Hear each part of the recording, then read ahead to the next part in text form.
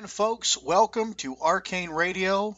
We're back. It's been a little while, but I hope you recognize our voices. Of course, I'm Sean the Fork Chop Forker, joined by Lon Strickler and our good friend Butch Wachowski here tonight as we bring you Dark Waters, the paranormal storyteller, a little bit later on in the show. But guys, welcome back. It's been a while. A lot has happened in the last few weeks since we've been off. Of course, we lost John Green, the one of my heroes in the Bigfoot world. His work, Sasquatch Apes Among Us, and his other books, Year of the Sasquatch, really inspired me to get into Bigfoot research. I read his book, Sasquatch Apes Among Us, when I was 9 years old, and it kind of captivated me and brought me into the subject. So, of course, we lost him actually May 28th, but the family just reported it a couple weeks ago. John Green, of course, I would say the leading investigator and one of the more serious journalists into the subject, of course, Sasquatch. And then, this past week, I lost my good friend, a good friend of Pennsylvania Bigfoot research, Kelly Beverly. She fought with cancer for some time. She was such a sweet lady.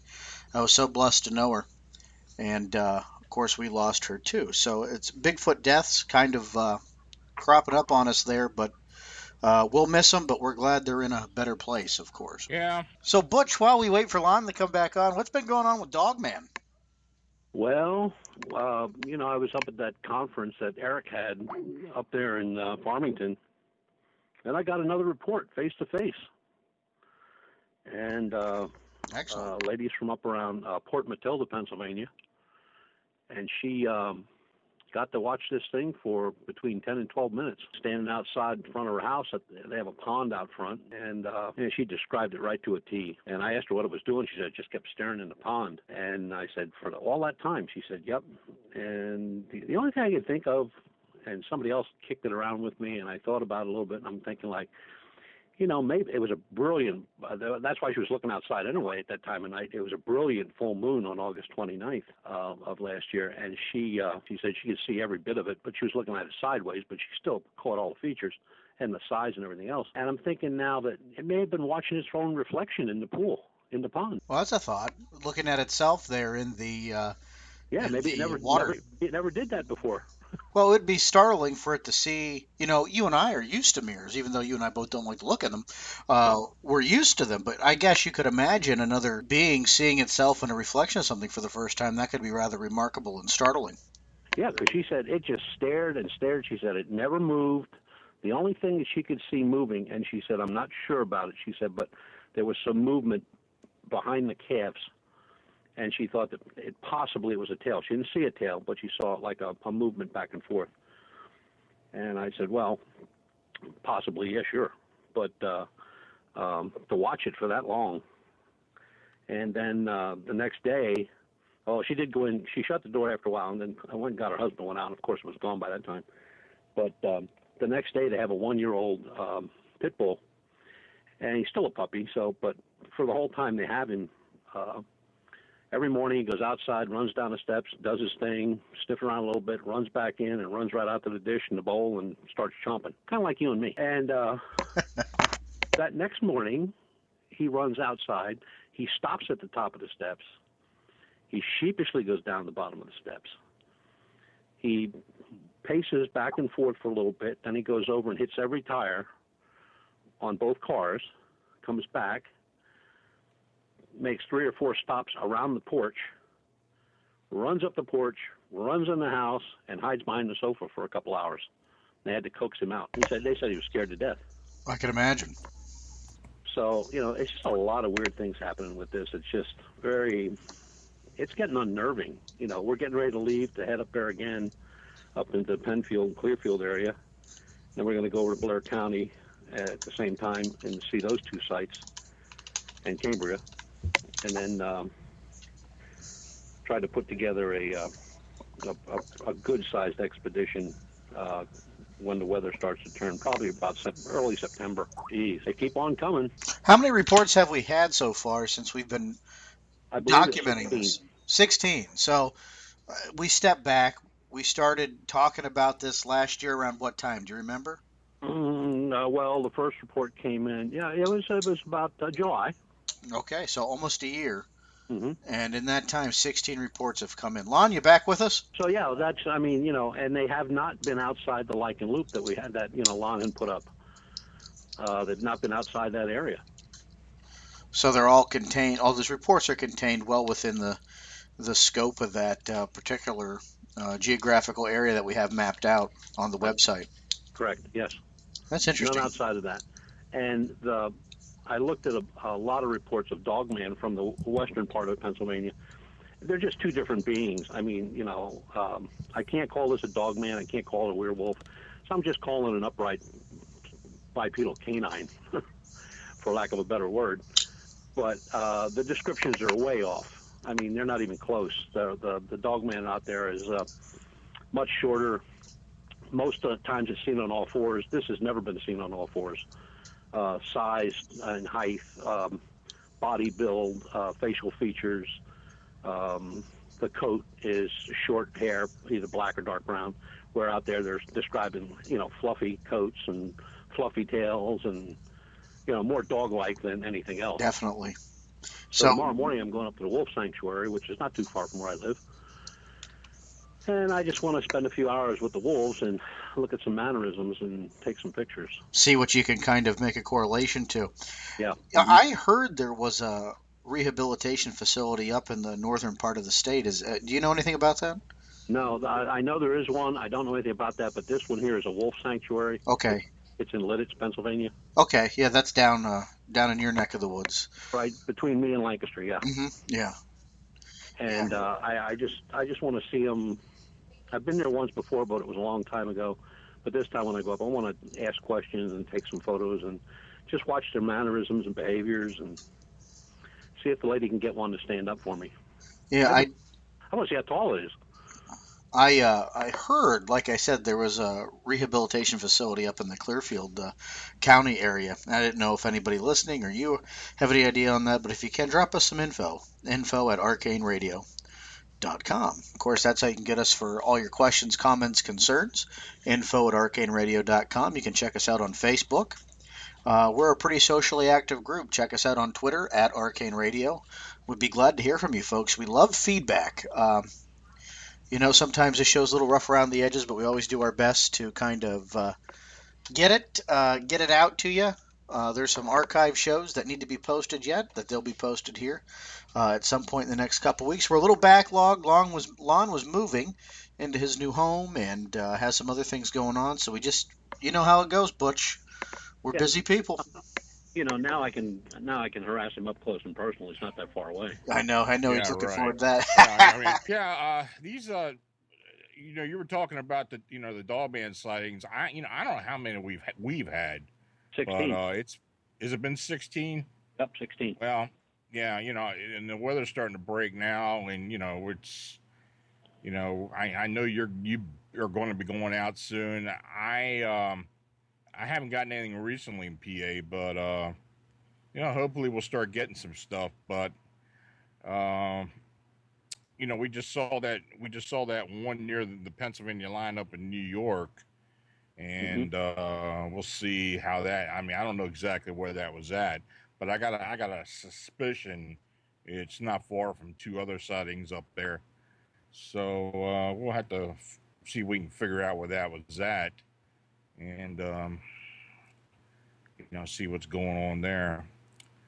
But Well, I just want to see their behavior. I just want to sit and watch them for a couple hours. I mean, it don't cost us. yeah, I mean, you give them a donation when you're there, but I don't have a problem with that either. I mean, it's good. well, It's good that they're doing that, but yeah, that is a good idea because I tell you, I mean, we have no idea what the hell's going on. I mean, we're getting these distinct archetypes of these upright canines, and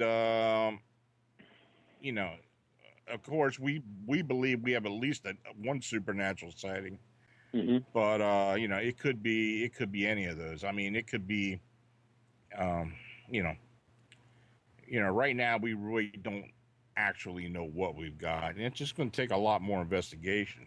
So yeah. And another thing I'm going to want to photograph. I want to photograph their legs a lot and prints that they're leaving. yeah, And I did talk to the lady today, so she said, "Yeah, no problem, come on up." But so I'll get some fresh prints that are, I'm not going to cast anything because I don't want to do that in their place. Right. Right.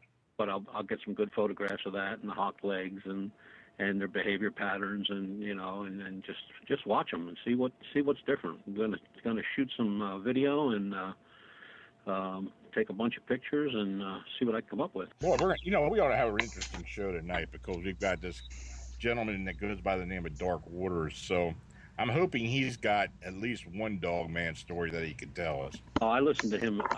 When I found out he was going to be on, I didn't know the guy, and I listened to a couple of shows he was on, and he's amazing. he's a great storyteller. Yeah. I mean, it's like reading a book when you're listening to that guy. Yeah. Well, he's joining us tonight. So anybody that, he does have a great voice. I talked to him about a week ago, and he's got a voice definitely made for this. So we're gonna listen to his stories. But I've got a few things here. I was going to ask, what did you bring, Yeah, Lon? I like Lon's stories too. I've been getting. There have been a lot of black-eyed kid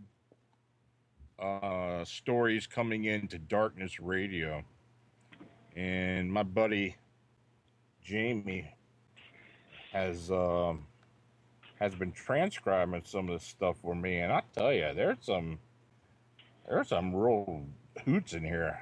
This one, we got one from Sydney, Australia, and I think it's pretty interesting.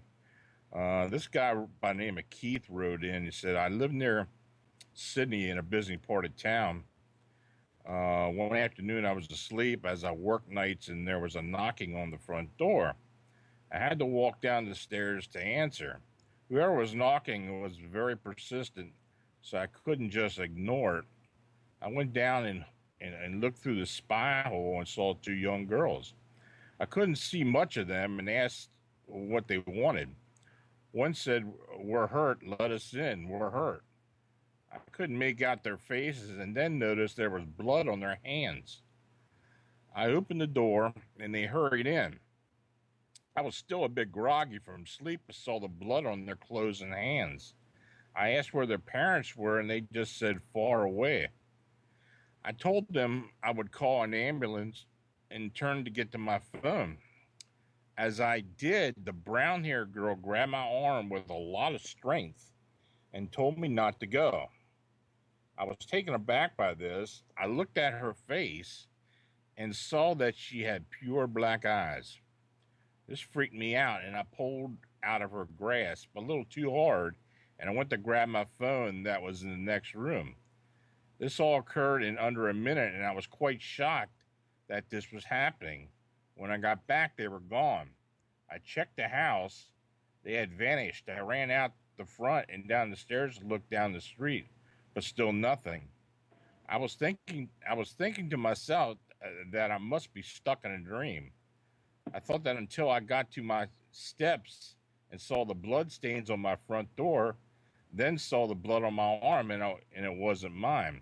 I told my wife when she got home, and she showed me the Black Eyed Kids info on the internet. I had never heard of any of them. I had a few bruises on my arm from when the child grabbed me, and they lasted until a few days later. Now, that the thing about this one, like some other ones we've gotten, is these kids just suddenly disappear. Now, I mean, there have been instances when people see them walk away and go down the street or wherever, but there have been others where they seem to move quickly or just suddenly disappear. So I don't know what to think about that one. As far as the blood goes, I have no idea where it would have come from, and I don't think I really want to find out, to be honest with you. I'd start punting them as soon as they showed up at my doorstep. I did have a cryptid story, which I posted a couple weeks ago. This guy in Chattanooga called in to tell his sighting. He said, "Where I grew up in Chattanooga, Tennessee, right behind my grandmother's house was a cemetery. Behind that were railroad tracks. Behind that was some government property that everybody always called the TNT. And I was always told they tested bombs, ammunitions, tanks, and other stuff back there during World War II. When we were kids, we would always walk back in there, just wasting time in the woods. It was 8,000 acres of just rolling hills up and down all over the place. Well, I was back there with my friend one day. I was maybe 13 or 14 years old. And we kept thinking we were seeing someone following us. We couldn't really make out any definition, but it just looked like there was a white figure on top of the hill every time we get down to the bottom of the hill. We get down to a little plateau, and we had three ways we could take. We could go back towards the house, and we could go on the left or the right and deeper in the woods. One of the ways was up a hill. All of a sudden, I hear my friend go, "Hey, what's that?" I look up in the tree, and there's a gigantic bird sitting in the top of the tree, up near the top branches. Before I could even turn up and look at it, I hear this giant swishing sound behind us, and whatever it was following us. It took flight and landed right next to the other one in the tree. And when it did, it broke the tree limb. The limbs came crashing down, big loud sound. Both took off into the air, wingspan larger than I ever once imagined at this point. These birds were big enough to carry off a human being. We could definitely, you could definitely hear it. I mean, it was like a whoosh. It was me and my friend Marco, and there were two of the birds. After they flew off, we kind of skedaddled real quickly. Then a couple of weeks later, we go back out into the woods. I've got a rifle, and he's got a little handgun. You know, we think we're badass, so we go out to the same tree, and you know there was this branch freshly broken, same one they were sitting on, as big around as I say a coffee can, maybe a little bigger. Snapped straight off the tree like it just broke. That was the last time I went back into those woods. And they've turned into a Volkswagen plant in Chattanooga. You know, I checked into this place, and this immense tract of land where there's a sighting occurred was part of what they called the Volunteer Army Ammunition Plant, consisting of over 7,000 acres located in the heart of the county. The area has always been closed to the public and heavily guarded, and because of this, the area holds a certain mystique for the residents. Its history stretches to World War II, when the federal government acquired the 7,000 acres for TNT production.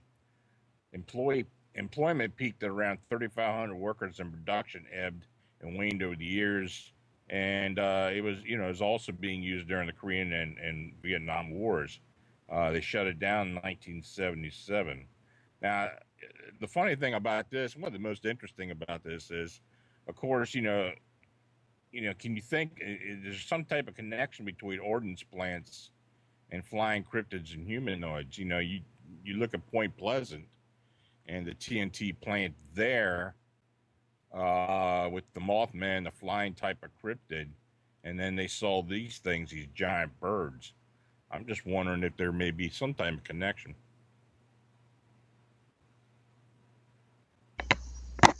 I'm pondering. Sorry, pardon my Okay. quietness. I don't know. Butch? Yeah, it could be. Why not? You know, got to keep an open mind. Yeah, I mean, I don't know. I mean, I just thought it was interesting. It was a TNT plant or a munitions plant, and it was, you weren't allowed to go, really supposed to go back in there. Now, I know the TNT plant at Point Pleasant. I don't know how the security is there. I don't know if you're allowed to go back there or not, really. Well, there's a Uh, couple that are abandoned here in Pennsylvania. Well, the one up here yeah, by me, Yeah, the TNT plant, I believe, is actually part of the federal prison land, and they use that as part of the campus there. yeah. oh, okay. There's a fence up there that separates the federal facility from the the old military area. I mean, there's still a bunch of bunkers up there. Most of them are welded shut, but there are a couple that are open. There's quite a few open now. People have busted them open, and I've been in quite a few of them. And there is a fence, and it's not a, it's a fence. It's just Yeah, exactly what it is, like a garden fence that separates the federal land from the former town of Elvira. At least the one up here, guys. And it's right next to the. In fact, there's the. I think it's the Washington or Washingtonville Cemetery, which has like soldiers from the Revolutionary War hmm graves there, and then it's all just state game land now. But there's three cemeteries in there, ruins of an old church from the old town of Elvira, and then there's just hundreds of these bunkers and a couple man-made lakes out that way. that's a strange place up there. It has a lot of activity, and a lot of these places they're like cookie cutter. You can go to one ordnance area and go to another, and they're laid out the same. hmm But in talking to some people, why they think that these areas might be, just concentrated areas for paranormal activities, you think about it and you talk about energies. These places were made with an enormous amount of hate. Yep. These weren't places that they were built because they needed a new place to build bombs. They were built in the haste of a war, driving people out of their homes sometimes. These lands were taken by eminent domain, at least here in Elvira, and the land's never given back. Right. So there's a lot of animosity and a lot of negativity surrounding uh, these places. And if who knows what lies underneath the ground, if there's ley lines or whatever theories that are out there, energy is energy, and it finds a way to kind of capture and manifest itself. And they're just not exactly fun places. I know I always get the strangest feeling when I was at Point Pleasant. I got the same feeling as when I was in Elvira, just a weird, creepy vibe. Well, that and you have all that whole area. One time was all Indian country, so Hmm. you got the Revolutionary soldiers buried up there. You got there's some folks buried up there from World War I that I saw, and it's just a weird place. I mean, it's pretty neat to visit and walk around, but like you said, it's a place that you don't feel real easy in. Hmm. Like, so the third hydrogen bomb might be in that bunker. Well, I'm not going to play around and find out, but No. And when you see the great lengths that people went to break into those bunkers, I mean, some of them had to chip away at those welds. There was one there. Well, at least it was there when I was there. I'm sure it still is, where you can see somebody brought a torch. oh And yeah, they torched it open. And I'm thinking, what did you think you were going to find in there? I was also told that the Game Commission quarantined six sick bears in some of them. When Oh, they didn't had, Really? they? yeah, I heard that. I don't know the validity of that, but that's what that story's been told to me. A lot of ghost sightings, at least in the one up here in Elvira, EVPs. I have a Uh, picture on my personal Facebook where I'm kneeling in front of a tombstone, and yeah, I look up, and there's a light in front of me that's not there in the picture before it. It's really funny. You call it orbs or whatever. I don't know what it was, but it was kind of neat looking that just its placement is like right there in front of me. You can actually see me looking down and then looking up. It's really funny. I'll show you guys that picture at some point. yeah, And and Oh, okay. there have been some UFO sightings in that general a area too. lot. I experienced ghost lights out in that area. Mm. My old research partner Ernie and I went down the main road, and behind us these set of headlights appeared, and they just disappeared after a little while. We turned around, went down all the roads we could to see if there was another vehicle out there, and nothing. Mm. It was the weirdest thing. Maybe some sort of residual, you know what I mean? Who knows? But it was an interesting place, and Bigfoot sightings out that way too. It's state game lands now. It runs between the ridges of the mountains.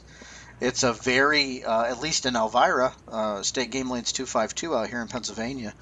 It's a very quiet place at night, and it's a lot of fun to be out there. And one night I could go on for a whole show about the different experiences and phenomena that we've either experienced or people have experienced out there. It's just a real interesting area. It's just almost just like Point Pleasant. Yeah. Uh, Wow. it's just got a lot of vibe to it. It's different. Yeah, I've heard you talk about it before. Yeah, it's an interesting place. Yeah. Well, I guess we ought to talk about our guest here and bring him on. Yeah, so our guest tonight, folks, who most of you have been waiting for, and I've never heard this gentleman speaks, so it'll be an interesting show for me. Dark Waters, as he is known by his listeners and subscribers, is a master storyteller following the traditions of the greatest oral narrators. Dark Waters' combination of Southern vernacular and true encounters create a unique gumbo of realistic yet entertaining content. His down-to-earth mannerisms and personality has led him to appearances on Coast to Coast AM, Darkness Radio, and many other paranormal talk shows. Dark Waters is quickly becoming a fan favorite in the horror and paranormal world, and we're glad that he's going to be joining us here in just a couple moments. So it's going to be a little quiet here, so sit back, relax, enjoy the quiet as we go to bring you some Dark Waters. Stay tuned, folks. All right, folks, we're back. Sean, Lon, Butch, and our guest tonight, Mr. Dark Waters. So, DW, we were talking a little bit offline there, and we're really glad you joined us tonight. Really excited that. Why don't you just give us a brief intro to our listeners who don't know you and get into some Dogman stories? Sure, awesome. First of all, I want to say thank you for allowing me the opportunity to kind of share some time with the audience, and I want to show your audience it's my intention to scare them. It really is. I want them to not be able to sleep tonight. That is always my intention, is to scare the audience every time I speak. And just to tell you guys a little bit about myself, I was born and raised here in New Orleans, where I am right now. As a kid, I had several paranormal experiences, things that kind of made me aware of what was going on. The Dark Waters channel itself started in, I would say, November of last year. Yeah, I think it was November of last year.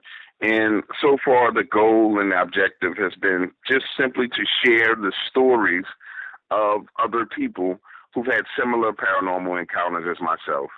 I do that through an audio format where, for example, someone tells me a story, I make an audio dramatization of it. So a lot of people say it sounds like an audio book or like you're listening to a movie.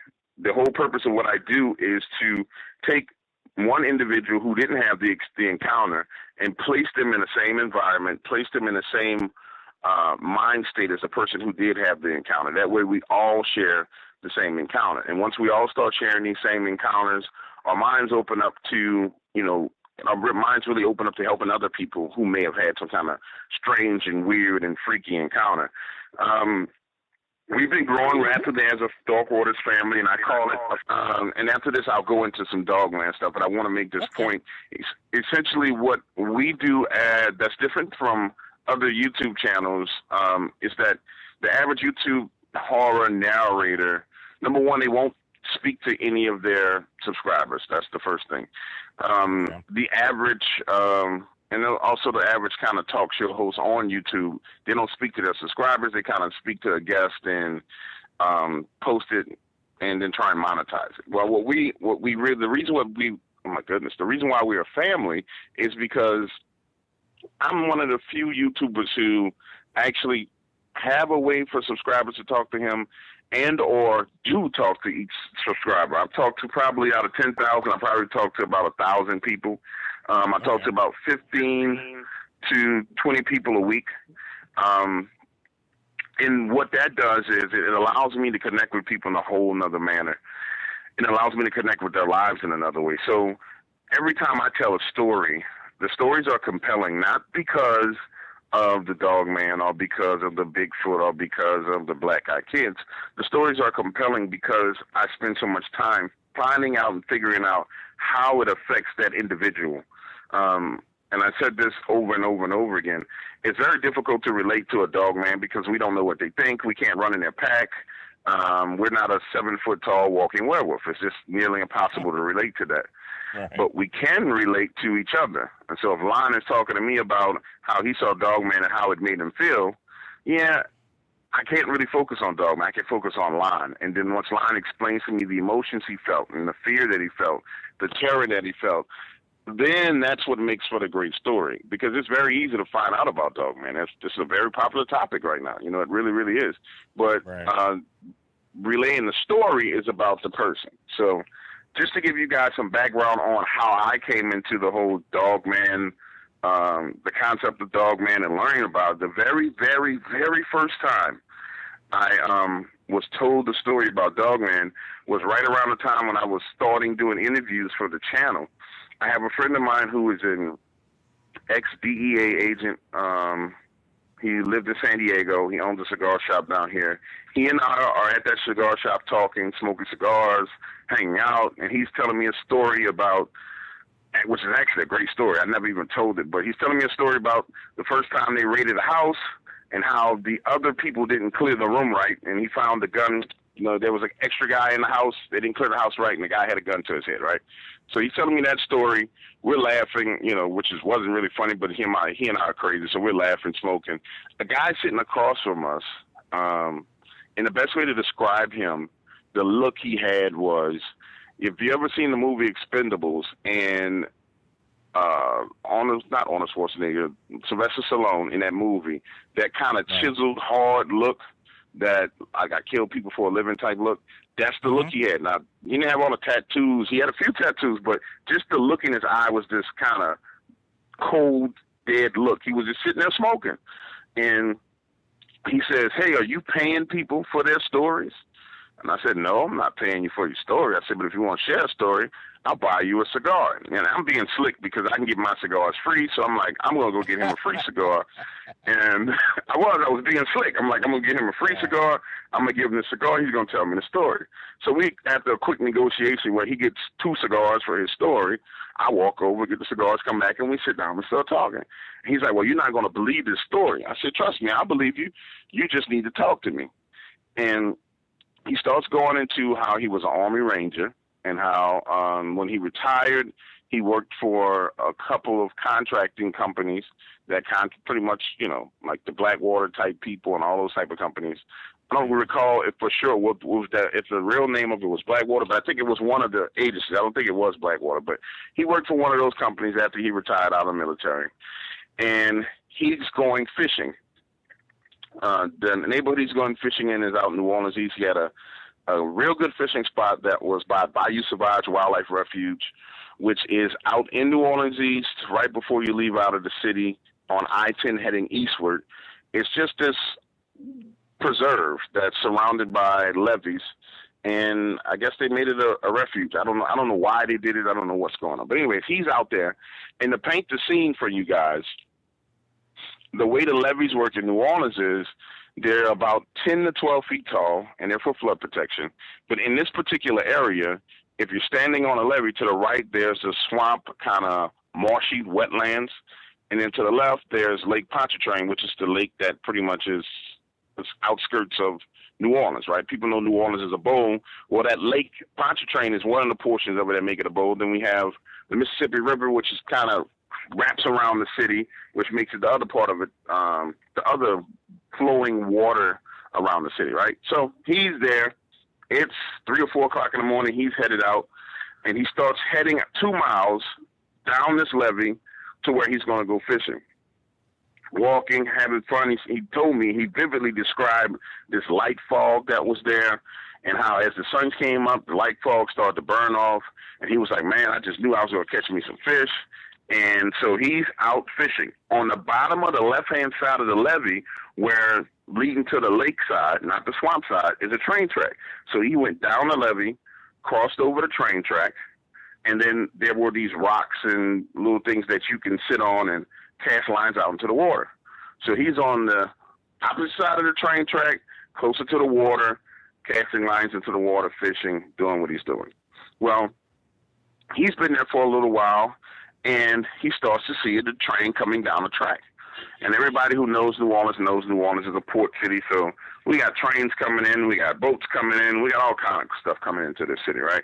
And the train's coming down the track. He decides he does not want to get trapped between the water and the train.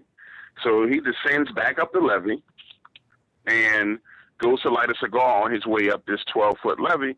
When he gets to the top, as he's, taking his puff of his cigar, he gets this kind of weird feeling, like, man, something's wrong. And this guy's a trained fighter, trained military guy, so it means he's a trained fighter, which means he's a trained killer, because that's what our military do for a living. They kill people. And he just gets this spider sense that something's wrong. Starts looking around, and he looks to his right in that swampy wetland area, and he sees what he thought was a bear in the water, because he's like, man, it looks like a bear. The description was, hey, it looked like there was a bear or something swimming in the water. And so he says he's looking at it, it's black, and it's kind of moving. And then he said he sees this arm and this claw come out of the water. He's like, yo, that's not a bear. Bears don't, have biceps and forearms.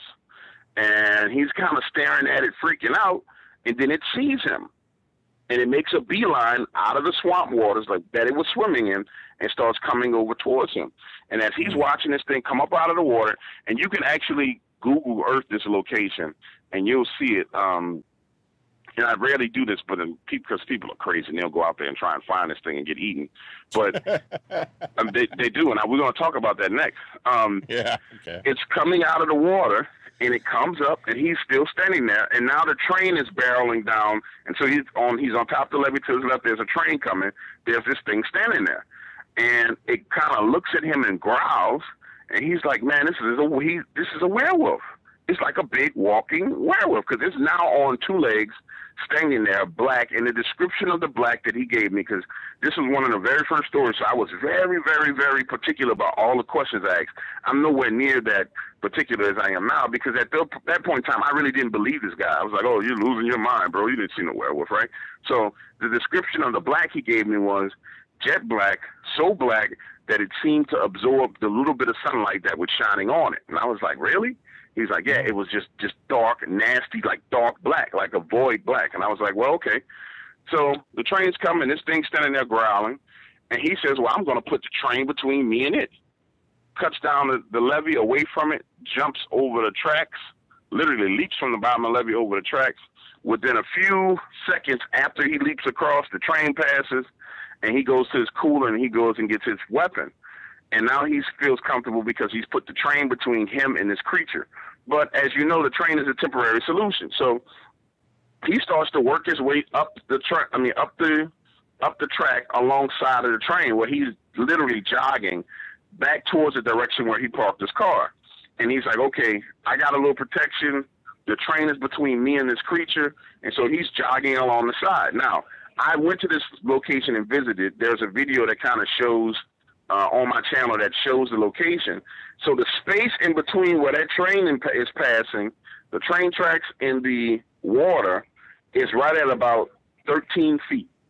Not a whole lot of space, right? And then there are spaces where the rocks that are sitting, kind of like a natural barrier rocks that are sitting on the water. It's not like a beach. It's like these huge kind of gravel rocks that are there.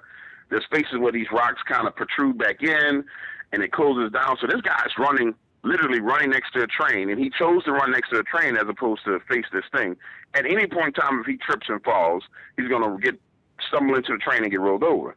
But he doesn't. He runs next to the train as long as he can, and he's looking back, and finally he sees that he's only got about 10 train cars left. And he stops to catch his breath, and he says, and this is his exact words he told me.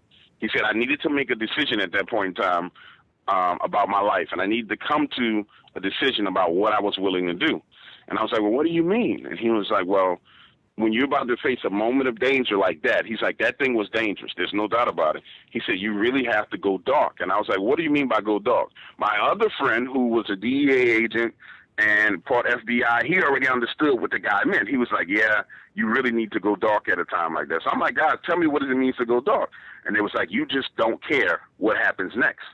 And whatever you make up in your mind that you're surviving what's coming, and you don't care what happens. You don't care about if you lose a leg. You don't care if you lose an arm. You don't care if you see your family again.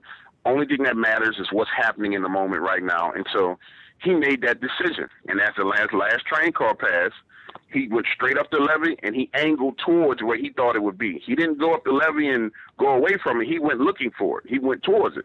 And when he got back to the top of the levee, he didn't see anything, nothing at all.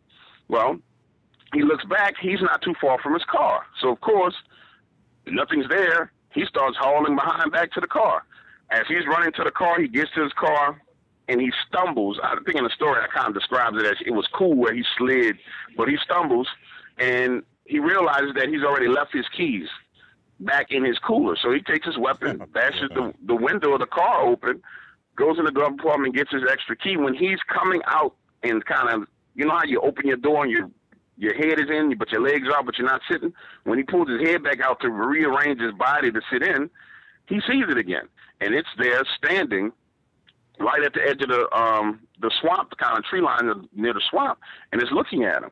Then it steps out and it shows itself completely into the open, and it hunches kind of down like it's getting ready to run.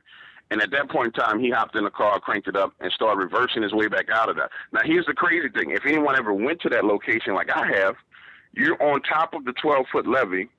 Your car is parked on top. So you have to back out of there, right? And so he has to back his vehicle down this narrow 12-foot levee at the top of it until he gets down to the part of the road where it kind of slopes down and he can spin around and turn around. Well, according to him, as he was backing out, this thing was running towards him. He would glance and see it running, and it was closing in on him, and he got to a point where he could spin his vehicle. He spun his car and mashed out of there and drove away. And when he looked through the rearview mirror, it was standing there just looking at him like, you lucky you got away from me. So that was the first Dogman story that I was told. That very first story, I did it, and I used a computer, kind of this British voice to do the story, because at that point in time, I was like, I just want to see how these stories are and how I take this person's encounter and bring it to life. And so I did that, and it turned out to be pretty decent. And actually, some of my best work is the very first work that I've done. It's just that the computer voice, people don't like the computer voices at all. Well, that's the first time there's Dogman. I still didn't really believe in Dogman. I believed him. I can't really judge Dogman because I don't know Dogman, but I know people, right? My background has taught me to have this profound understanding of people, and I have a gift with making people comfortable, a gift with making people being able to communicate with people, and then I have a way of reading people. And that man wasn't lying to me. I mean, he wasn't. I mean, during the conversation, there are these points when you talk to some people, but with him doing these conversations, there's these pauses.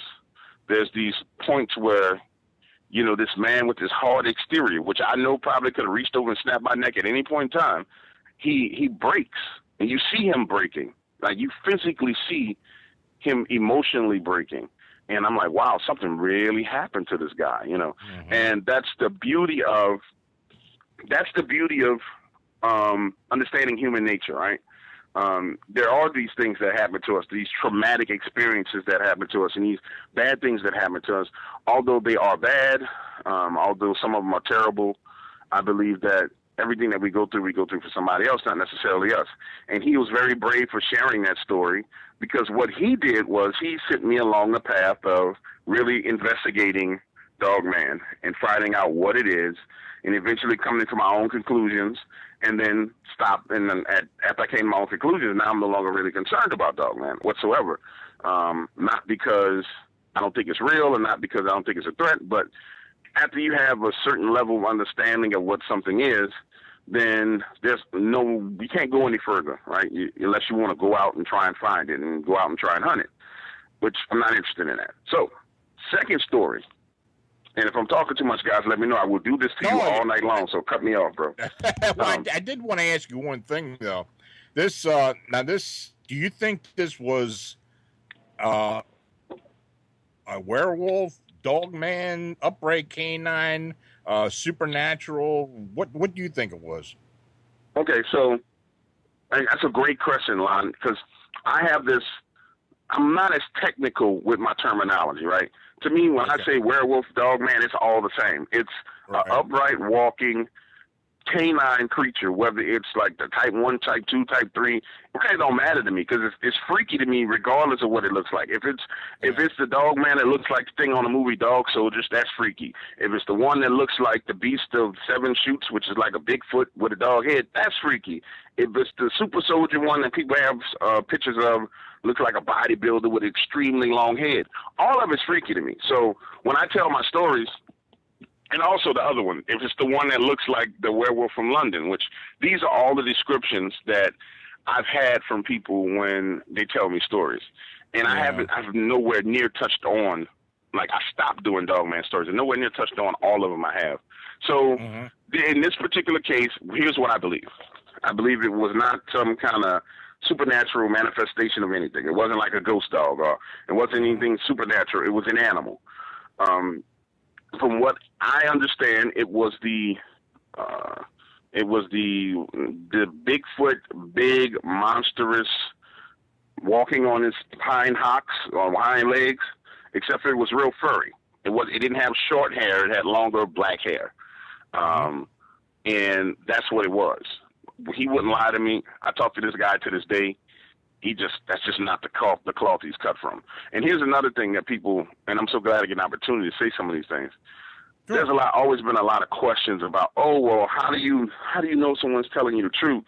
That story I did in like November or December of last year, I've talked to that man quite often since then. I would say probably once a week just to check in on him. See how things are going, and he checks in on me. So I've talked to his wife. I've talked to his father. I've talked to their family, and this is how come I'm comfortable with sharing these stories, because the people who I talk to, they're not only just witnesses, they end up becoming friends in a certain way. Now, of course, I get a couple of crazy people who want to be my friend because they're like, oh, you're a celebrity. I'm like, no, I'm a crazy guy from New Orleans who sits on the porch and tells stories with a .45 handgun while he's telling the story. But, that's how come I'm comfortable sharing these stories, because if you really spend time talking to the person who had the encounter and you care about them and not the cryptid or not the dog man or not those ghosts, then you really get to the bottom of what's going on, because, you really find out what's going on with that person, and you really, really do. Right. So the second dog man story came to me from a guy named Skip. And everybody heard the story. They loved this one. A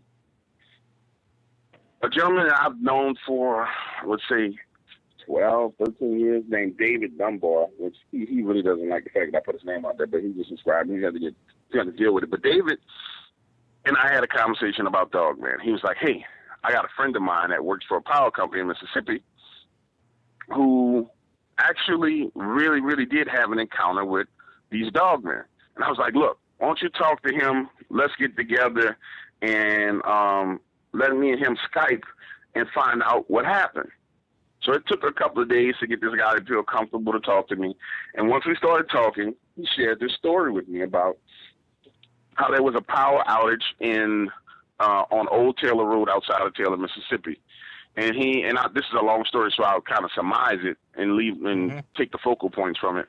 But he's out there, and he's in a bucket truck working on a distribution line. And anybody who knows what a distribution line is, there's like a transmission line, which is the huge power lines that run back and forth. And then there's a distribution line, which are the ones that kind of run through cities and along roadways, right?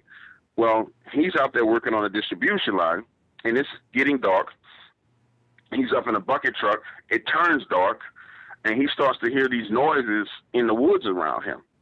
And if you ever seen a guy working at night on a distribution line on a truck that's after a storm, they're elevated about 20 to 23 feet in the air.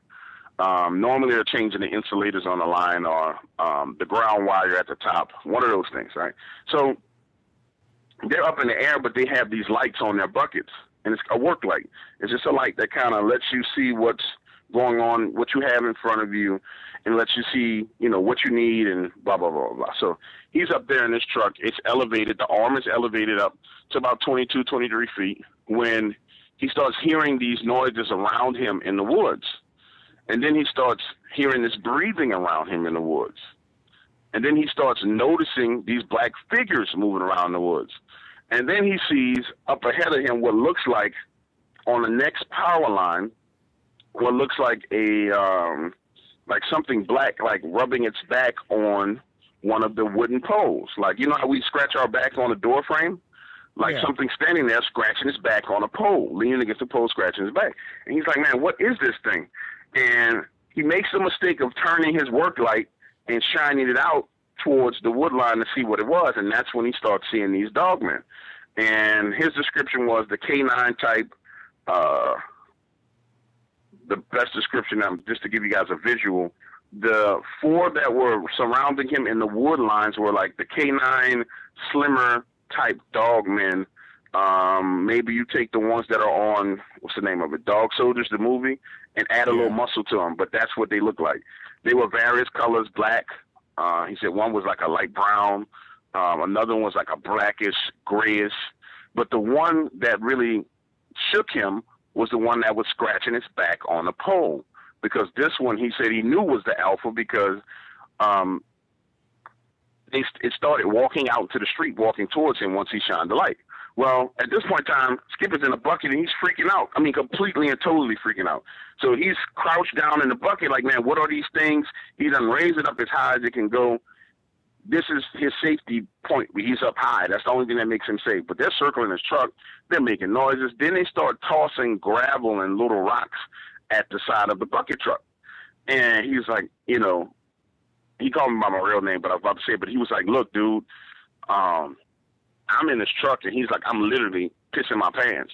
He's like, because these is like werewolves. He's like, I'm pissing my pants, bro. He's like, so now his pants leg are wet. And he's in his bucket, and he's looking at his urine fill up the bucket that he's in, and he comes up with this crazy idea. He was like, I have flare guns in here. And I was like, well, what would you be doing with a flare gun? He's like, we have emergency kits because we go out in storms. And sometimes we're not in a regular tropical storm. Sometimes we're in snowstorms. Sometimes we're everywhere. So he takes his flare gun and shoots a flare over into the tree line, over above the tree line to where the flare goes off into the woods. Well, the 4 dogmen that were around him, they go off chasing after the flare.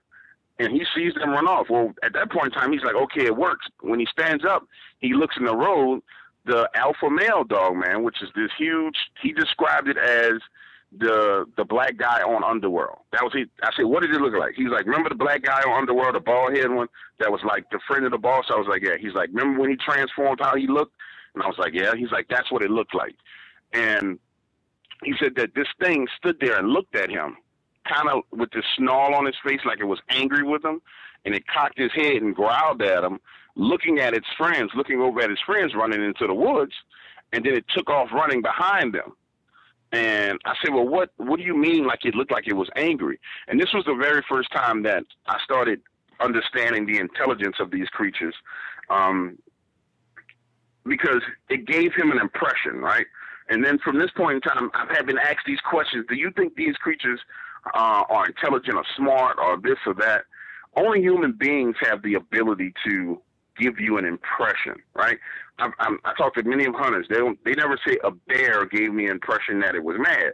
It may have behaved in a manner that made me think it was mad. But to give a facial expression takes a certain level of intelligence.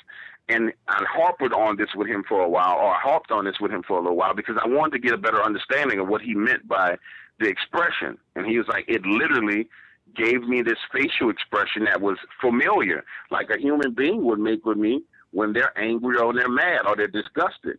And he was like, in fact, the best way to describe it was slightly agitated and disgusted by the fact that I had shot the flare up. And then it went on and chased down its friends.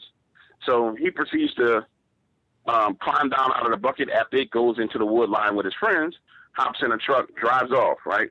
Speeding off. Gets to a service station, calls his boss, says, hey, man, I'm not going to be able to finish this job. We got some crazy stuff going on down here, and I'm not going to be able to do it. His boss says, well, if you want to keep your job, you're going to get this work done. He said, well, at least send me somebody else out to help me finish it. So send another gentleman out to help him finish. They both work on the lines. These creatures return and circle them and make their presence known, but they're able to fix the line and then get out of there. So that was my second Dogman story. You know, I get a fair amount of sightings down in Mississippi area. In fact, the Mississippi area near the Louisiana border, for whatever reason, I actually got one last week, and it's something, and it is the swamps. I don't know what it is, but these things do seem to inhabit the lowlands, and and low water, swamp areas. So that's interesting. That is very interesting. What's what do you, go ahead. I'm sorry. What do you believe is what is your most interesting story that you believe is the most interesting story? Just in general or a Dogman story? Okay. Well, it doesn't have to be Dogman, anything. I would say the most interesting story that I've been told is this one about this girl who grew up not too far from right here where I'm at. Mm-hmm. and it's a story of a possession. And the Oh. reason why it's interesting is because the gentleman who shared this story with me, well, that one, and then there's this other one that's coming out about another friend of mine who had an accident when we were in high school. But I'll talk about the possession one first. Okay. So the gentleman who shares this story with me, I've known him for, since 2000, so that makes 16 years. Mm-hmm. 2016, so I've known him for 16 years. He just, about a month ago, found out what I was doing to another group of friends. And he used to work as a social worker, had a degree in psychology, and worked as a social worker here. And so he actually came to visit me at my house, and he was like, hey, I got a story for you. So we sit on my porch and we're smoking cigars, and he's telling me this very, very long, drawn-out story about him visiting his family's house multiple times here in New Orleans because their daughter was having these severe psychiatric breakdowns. And he started off the story saying, man, when I pulled up to the house, he was like, if you imagine New Orleans in springtime, everything is green, everything is beautiful. There are some people who have palm trees. There's other people who have just these bushes. There's rose plants in the neighbors next door neighbor's yard. But this house, all the grass, everything at this house was dead. Everything was brown and dead.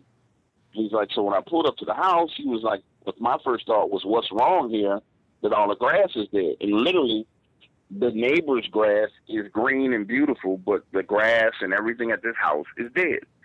And so he proceeds to go into the house, talk with the mother, talk with the brother. The father of this young lady who was having these issues, he only talked to him one time because at this point in time, the father and the mother were having issues and he was staying out of the house. But basically, the daughter had started having these episodes where she was being extremely violent. She was cursing and screaming, and she beating up her little brother, which she had never did, and just all these crazy things, right? So when he first goes to meet her, the house itself, the condition of the house was very, very clean, like clean to the point to where he said he smelled bleach, like someone had just freshly, used bleach to clean the household. And he goes to the house, he makes a left, goes down the hallway, and the bedroom door where the girl is closed. And one of the things that he pointed out to me that was kind of odd, and I asked him about this, was he said, have you ever seen an eye boat? And I was like, yeah, a little small eye boat that you kind of screw into a door. He was like, yeah, well, there was an eye boat on the outside of her door with a little metal latch that would allow them to lock her into the room. And in New Orleans, all houses are very old. And so down here, you'll find interior doors of houses with these eye bolts with these latches, right? Because they had the whole skeleton key locks, and sometimes those locks wouldn't work. So you would just put a little latch, but normally you put it on the inside of the door because the person who's inside wants privacy, right? Not the person on the outside. So he thought that was extremely strange. I mean, he really, really thought it was strange. But he opens the door with the mother, and they go into the room. And he starts describing this to me. And first, I had him describe it to me 4 times. And I'm going to try and paint this picture for you guys as clear as possible. The little girl is laying on a bed, right? Her feet are facing the headboard. So it's just like anybody who has a daughter has seen their daughter do this. So her head's at the foot of the bed, right? But her neck is positioned to where she's kind of has her head upside down looking at the doorway. Her hair is flowing downwards, where it's hanging straight down, and she's laying in the bed looking at him upside down. And so when he walks in, she's looking at him like this. And he says, hey, how are you doing? I came over to check on you. I just wanted to know what's going on with you. And I asked him to describe to me the feeling that he felt when he was talking to this little girl. He was like, man, she wasn't a threat because she was a little girl. He was like, but the feeling, the energy that came from her was so threatening, it wasn't normal. It wasn't a little girl. He was like, it was, but it wasn't. I was like, well, what do you mean?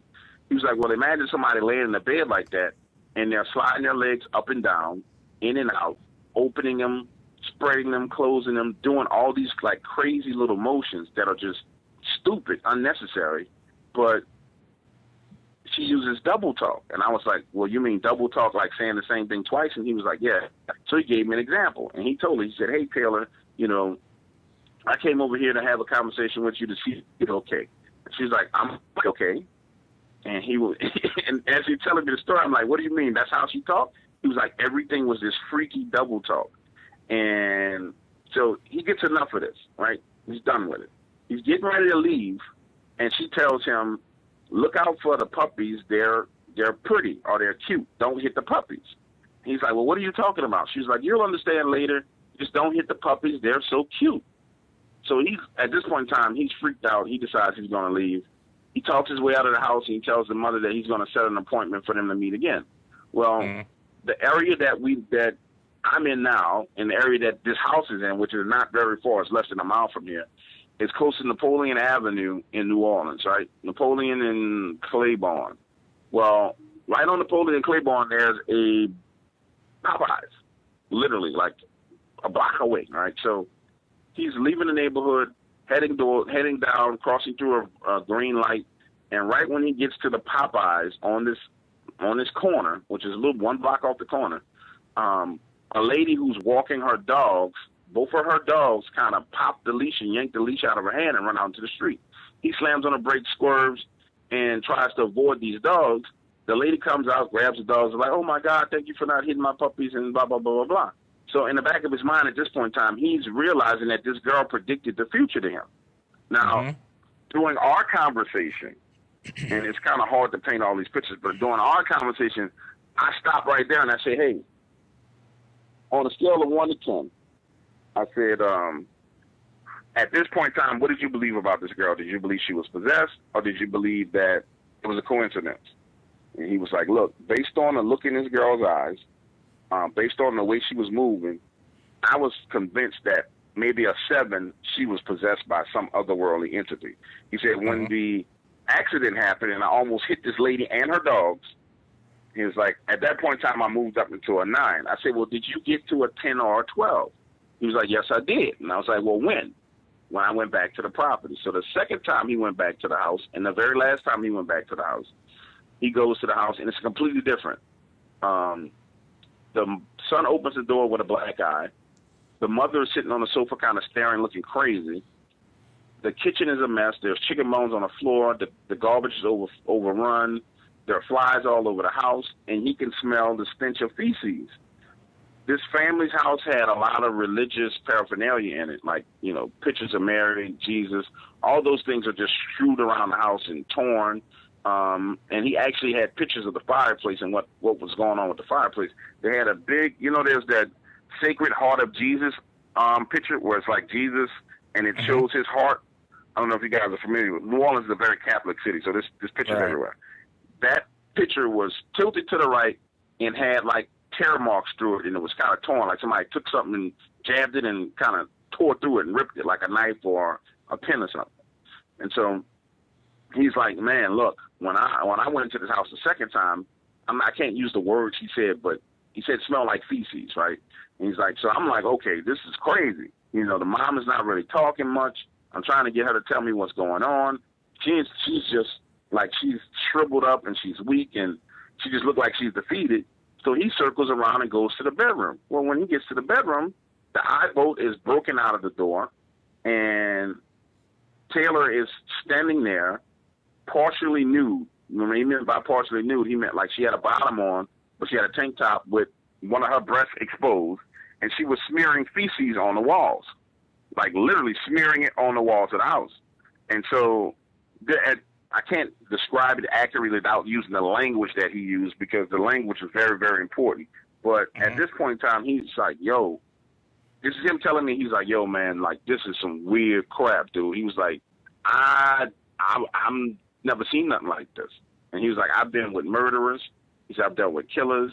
He's like, I've dealt with pedophiles. He's like, I've dealt with all these different character personality types. He said, but I've never seen anybody do anything like this. This is insane. Like, this is just crazy. And I was like, okay, well, is she like psychiatrically or clinically crazy or insane? Or at this point in time, do you think she's possessed? He was like, I'm convinced that this little girl was possessed, only because of the fact that she knew about me about to have an accident with some puppies. She's like, now, if anybody else is doing that, you just think they're clinically insane and they're crazy. He said, but her knowing about me getting ready to have an accident on the way leaving was what made me feel and believe she was possessed. So she starts to double talk again while he's there with her.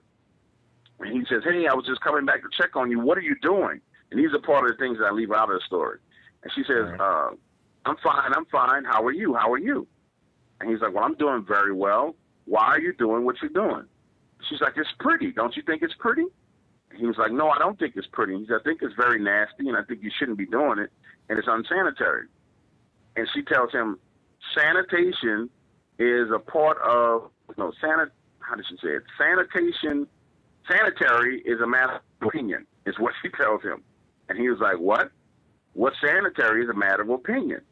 And he was like, okay, dude. And now he's pausing, telling me all stuff. He's like, dude, this girl's supposed to be 13 years old. He's like, the conversation is weird, it's crazy, it's freaky. I just want to get out of the house. So at this point in time, she starts referencing the puppies. She said, I told you to be careful for the puppies. They were so cute. I'm glad you didn't hit them. And so at that point in time, he's like, look, I'm done. He walks back into the living room. He tells her mom, look, I'm setting an appointment for you and your daughter to go to the doctor. He doesn't want anything else to do with the case. He goes back to his office and tells people about this freaky case, and nobody wants to do anything with it. They go to the doctor. After the family goes to the doctor, he goes to visit the doctor himself, and the doctor tells him there's nothing physically wrong with her, but she needs to see an exorcist. And he asked the doctor, he said, well, what gives you that opinion? He was like, because of the things that she was saying and the things she was doing in my waiting room. And he was like, what do you mean in the waiting room? Like, in the waiting room with the rest of the people, she was giving people this evil vibe, and people were actually leaving my office because she was there. This girl is not normal. Something's wrong with her, and she needs to go to see an exorcist. Well, a week later, her mother wakes up, and she's over her with a butcher knife trying to kill her mother. Her mother fights her off, and they call the police, and she's admitted to a psychiatric ward on the North Shore, which is one of the few ones we have left in the state of Louisiana, thanks to our crazy governor, Bobby Jindal. And every time this girl has been close to getting released, she has another psychotic episode, almost like something doesn't want her to get out of there. Like, she'll get better, she'll get fine, and right when she's getting ready to be released, she has like a crazy, insane psychotic episode. And so that was one of the most interesting stories. That is interesting.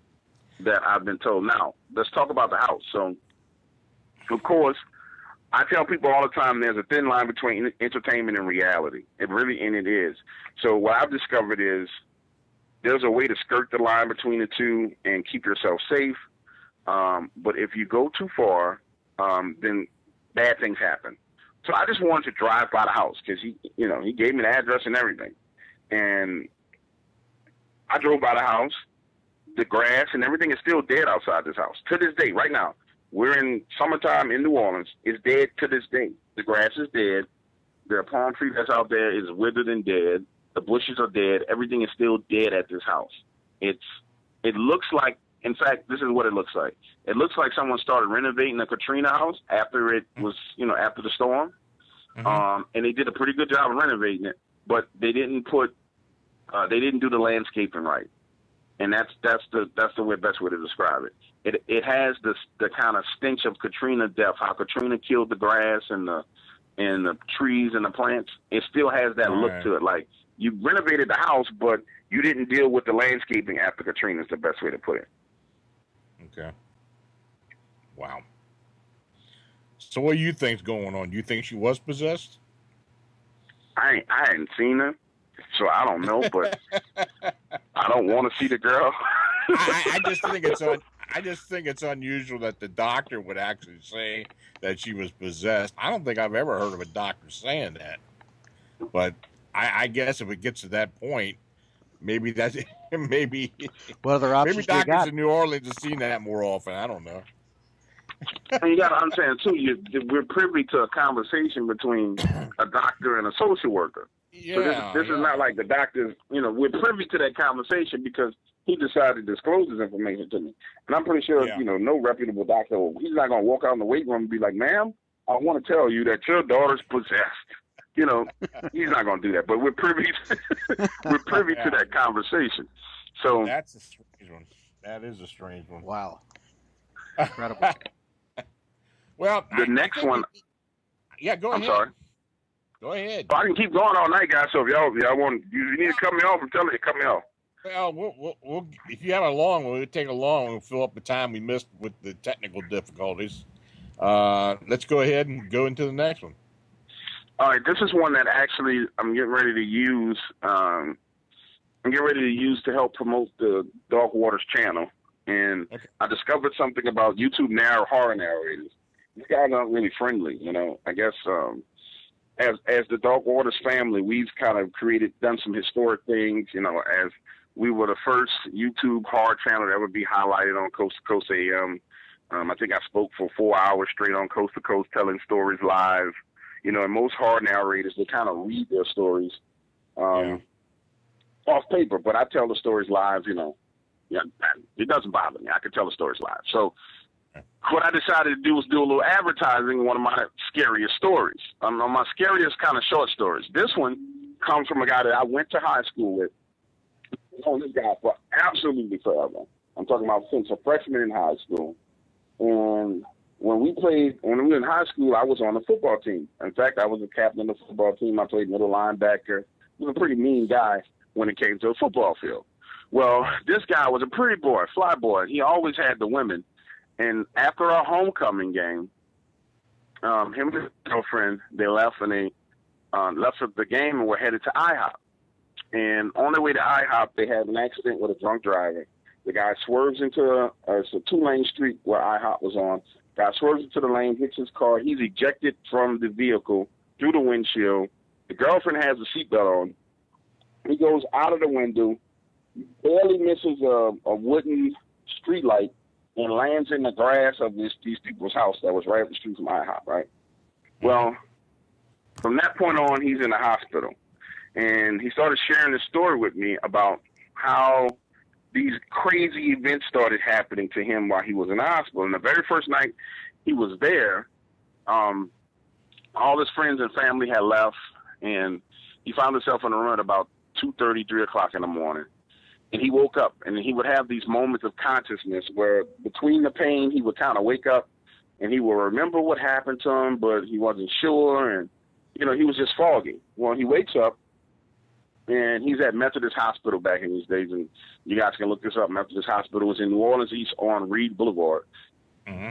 He's at Methodist Hospital, and the way those hospital rooms were set up was your bed is there to the left, there's a TV on the wall to the right, there's the bathroom further right, kind of on a diagonal. If you're laying in the bed, behind you is the door, and that's where the nurses come in. So he wakes up, and he's kind of startled.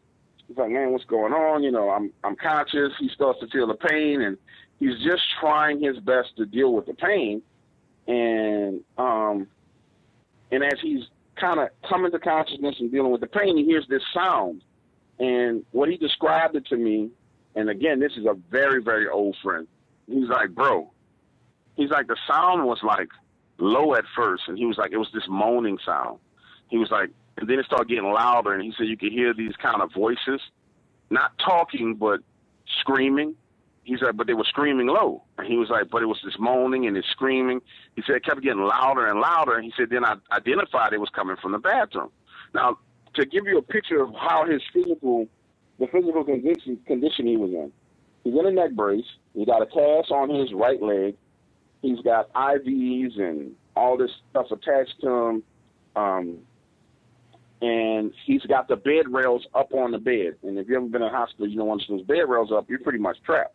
So he's got this neck brace on holding his neck. He's got this cast on his leg. He's got the bed rails up. He's got all these heart monitors and IVs and all of this. Is a bad accident. Like, he's got scars on his face. This dude was really jacked up, right? And pretty boy, and he really got jacked up in his accident. So he's confined to this bed, and it's like a prison. It's like a trap for him. But he's hearing this noise coming from the bathroom. And he goes through the process of elimination of trying to figure out what it is. He's like, well, maybe it's the shower. Maybe, you know, somebody stayed and they took a shower. And he's like, no, I know what running water sounds like. He's like, well, maybe it's the toilet. Maybe it's the toilet backing up, like, you know, anybody's ever had their toilet bubble up. He's like, maybe it's the toilet. It's like, no, it's not the toilet. And then his mind starts kind of racing, and it quickly eliminates what these sounds are, and it goes to the point to where it's like, it sounds like people screaming. And then it got loud enough to where he could make it out. And his exact words to me, he was like, bro, it sounded like hell was in the bathroom. And I was like, well, what do you mean? He said, it sounded like hell. A portal to hell was in the bathroom. Like somebody opened a portal to hell, and the voices of people screaming and being tortured was coming out of the bathroom. And I'm like, come on, dude. You know, you can't be serious. And he's like, nah, just hear me out. He was like, trust me, I'm not going to lie to you. He's like, I don't have a reason to. And he was like, these sounds sound like a portal to hell. And I was like, well, what happened next? And he's like, dude, I'm laying there. And he was like, I'm cool with the sounds because, you know, okay, maybe I'm on the medicines and the meds are making me hallucinate. And he's justifying these things. He's like, you know, the meds are making me hallucinate, and that's all it is to it. So and that's what our mind naturally does. We justify and we rationalize things. So he rationalizes it as the medicine is doing something to him. He's hearing things and seeing things. Well, then he hears the bathroom door crack open. And the door was closed, and I've been in Methodist Hospital. Unfortunately, my mother died there of cancer, so I knew exactly what he was talking about. There are these heavy wooden doors. And I talk about heavy, they were heavy wooden doors, and they had these big, thick, old-school doorknobs on them. So, and when you turn the doorknob, in order to open it, you had to physically turn it, like, and when you let it go, it would make this noise like, like it would go in and out, like it was designed to where once you close it, it was closed, and once it was open, it was open. Well, he hears that like it's opening, and then he hears the door creaking. And so at this point in time, he's kind of looking, his eyes are going left to right because he's in a neck brace. He's trying to figure out what's going on. The room is not exactly the brightest lit room because he's supposed to be asleep. They got the lights off. And so he's freaking out. And the door slowly starts to come open. At that point in time, I said, man, what did you think about doing, bro? What did you decide to do?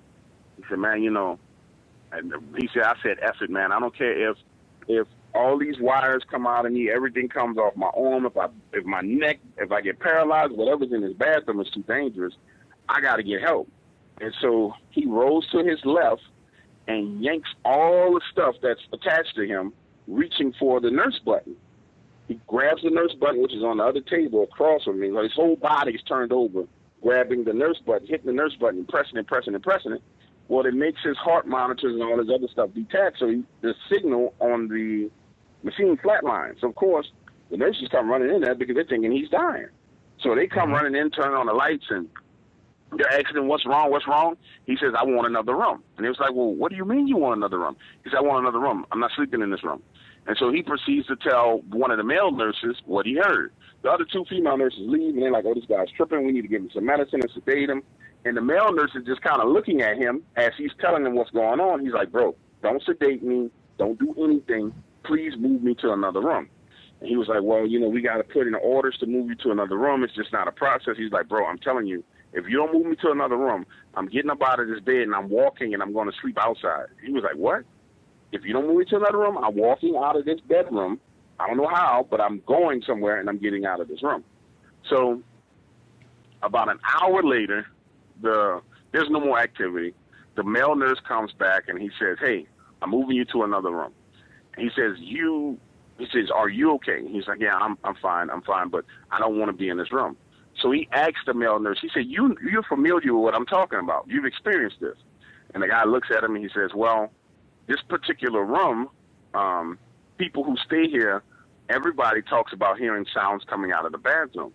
And nobody really wants to stay in this room in the hospital. I don't know why. He was like, but, you know, we know that there's something wrong with this room. He's like, well, why would y'all put me in this room if you know something's wrong with it? Why don't y'all just close it? And he was like, dude, I didn't assign you to the room. I didn't put you here. He's like, well, I want to leave, and I want to go. And so they move him to another room. He gets rest, and he doesn't have any more issues. So that's one of the stories I'm going to use to promote the channel. When I bring that one to life and make it sound beautiful, it'll probably be the most frightening encounter that people ever heard. It's not super long, but it comes from someone, when I say a close friend, put it like this. When him and his wife had their first child, not only was I at the christening for the child, but I was responsible for organizing the food and the music and everything else. You know, that's how close we're talking about as a friend. A friend of this if I needed help, that's one of the people I would call. Well, I've heard of these haunted rooms in hospitals, and in fact, there was I did a story not long ago about a hospital and I believe it was Milwaukee, where a young nurse, had been raped and murdered, and this particular room, her spirit was always show up and be sitting on a chair watching patients, and Yeah, that's crazy.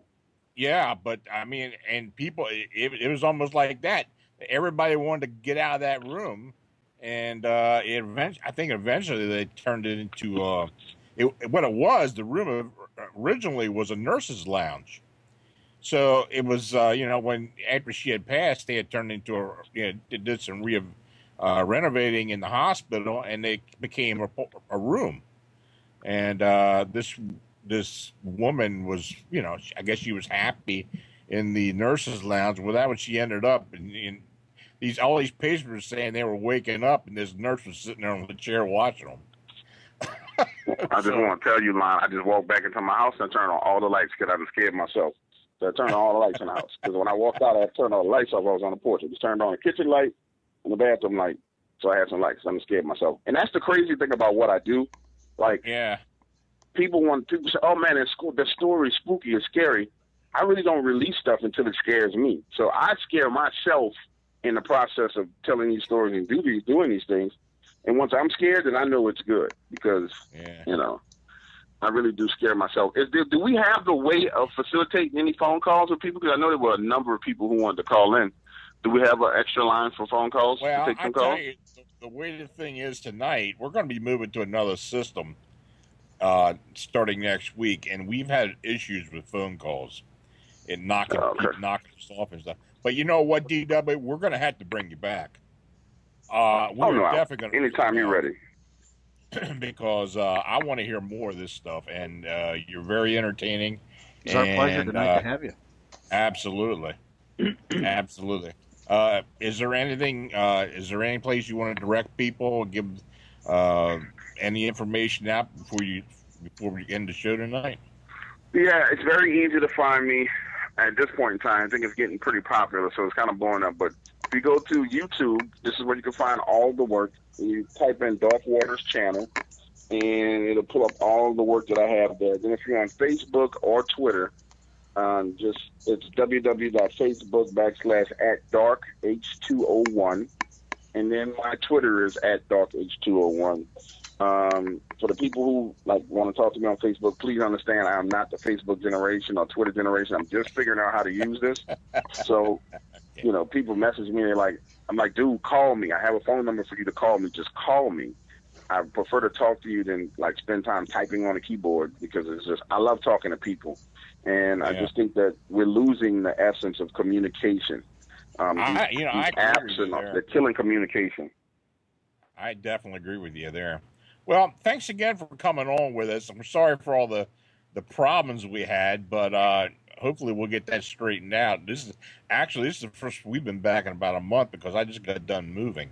So we had figured we'd have a few problems tonight, but if you'd like to come back, we would definitely love to have you come on. I definitely love to come back. And then, Lon, I want to try and maybe me and you can do something together where some of your stories, if you allow me to get some of your stories and bring them to life for you, because you guys get a lot of reports like I do. I would love to dramatize. Oh, my God, that's not the word I'm looking for. You know what I'm trying to say. I would love to bring one of those stories to life for you guys. It'll be yours. It's just a gift from me to you, a thank you gift. And if you want to read it yourself and your voice and everything, I think it'll be great. Well, that sounds great. So we'll be talking. Definitely. All right. Sounds good, gentlemen. All right. Thank you again very much. Great show tonight. Good night. Thank you, guys.